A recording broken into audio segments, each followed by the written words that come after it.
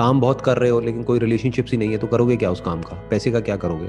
Relationship तो है लेकिन पैसा ही नहीं है, तो उस रिलेशनशिप को भी सस्टेन करने के लिए, फैमिली को सस्टेन करने के लिए, वाइफ को, बच्चों को पैसा चाहिए ना, तो वो कहाँ से आएगा? तो अब इसमें क्या करना होता है, थोड़ा सा इंटेलिजेंटली लाइफ को प्लान करना होता है, यानी प्रायोरिटी सेट करनी होती है कि अगर मान लो कोई ऐसा काम है जो आप कर रहे हो जो आपके इस वर्क लाइफ बैलेंस को खराब कर रहा है, यानी मान लो 12-12 घंटे आपको काम करना पड़ रहा है, तो वो काम छोड़ दो, कोई ऐसा काम कर लो जहाँ पे चाहे थोड़े से पैसे कम मिल जाए लेकिन 8 घंटे काम करना पड़े, तो बैलेंस हो गई लाइफ। अब होता क्या है कि हम बेसिकली खुद ही अपने माइंड में एक ऐसी स्टोरी क्रिएट कर लेते हैं कि मुझे इतना कुछ तो चाहिए ही, मुझे और मेरी फैमिली को खुश रहने के लिए हम खुशी को जोड़ देते हैं पैसे से, और फिर हम जा करके इसमें फंस जाते हैं। ये जो आपका क्वेश्चन है ना, ये यहीं से शुरू हो रहा है। अगर अपनी जो ज़रूरतें हैं, जो नीड्स हैं आपकी और आपकी फैमिली की, उसको अगर आप कम कर लेते हो, उसको बिल्कुल कम कर लेते हो, उतनी ही जितनी की होनी चाहिए। एक्चुअल में हमको क्या चाहिए? खाने के लिए 3 टाइम खाना चाहिए, पहनने के लिए कपड़े चाहिए, वो भी हम धो करके रिपीट कर सकते हैं, रहने के लिए एक छोटी सी जगह चाहिए जहाँ पे हम रह सके, और इसके अलावा क्या चाहिए? बाकी सब तो फ्री है ना। जैसे सांस ले रहे हो, हवा है तो वो तो फ्री है, पार्क भी फ्री है। बहुत लोग इस चीज़ को नहीं समझ पाते। लोग सोचते हैं बहुत बड़ा घर होना चाहिए। अरे भाई, बड़े घर का क्या करेगा? तेरे को फ्री में पार्क मिल तो रहा है। जैसे अभी मैं जहाँ बैठा हूँ अपने घर में, मेरे सामने एक बहुत बड़ा पार्क है, तो क्या वो पार्क मेरा नहीं है? जरूरी है कि मैं उस पार्क को खरीदूं, उस लैंड पे कब्जा करूं, फिर मैं बोलूं कि ये पार्क मेरा है?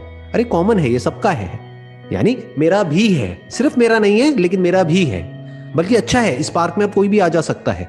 तो मेरी बहुत लोगों से बातचीत भी होती है। सोचो अगर मेरा अकेले का हो तो इतने बड़े पार्क में मैं करूंगा क्या, या आप करोगे क्या?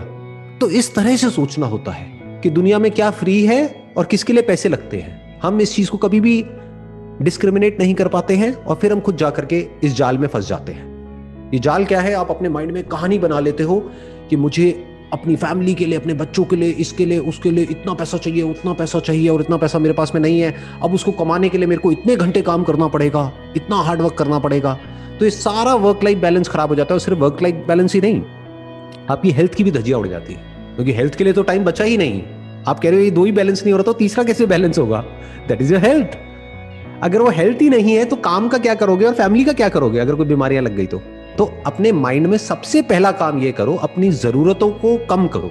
जैसे एक मूवी का डायलॉग है, आपने सुना होगा कि मेरे जमीर में दम है क्योंकि मेरी जरूरतें कम है।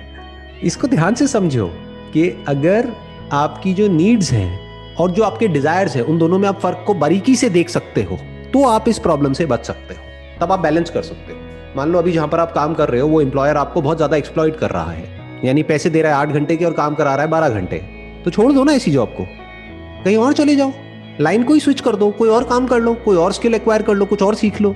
और ये जो अडेप्टेबिलिटी है ना, ये बहुत लोगों में इसकी कमी होती है, जिस वजह से जाकर के हम फंस जाते हैं ऐसी जगह पे, क्योंकि हम अडेप्ट नहीं करते हैं टाइम के साथ साथ में। जैसे जैसे सिचुएशंस बदलती हैं, हम बदलते नहीं हैं, हम कुछ नया सीखते नहीं हैं, हम वैसे ही करते रहते हैं एक चीज को जैसे कि 10 साल पहले कर रहे थे, फिर हम जाकर के एक जगह पे फंस जाते हैं। इसको कंफर्ट जोन बोलते हैं। अगर आप कॉन्स्टेंटली कुछ नया सीखते रहो, अपने आप को अपग्रेड करते रहो, तो जैसे ही टाइम बदलेगा आपको लगेगा कि यार ये लाइन ही अच्छी नहीं है, ये काम ही अच्छा नहीं है जिस काम में मैं हूं, तो आप काम को ही बदल दोगे।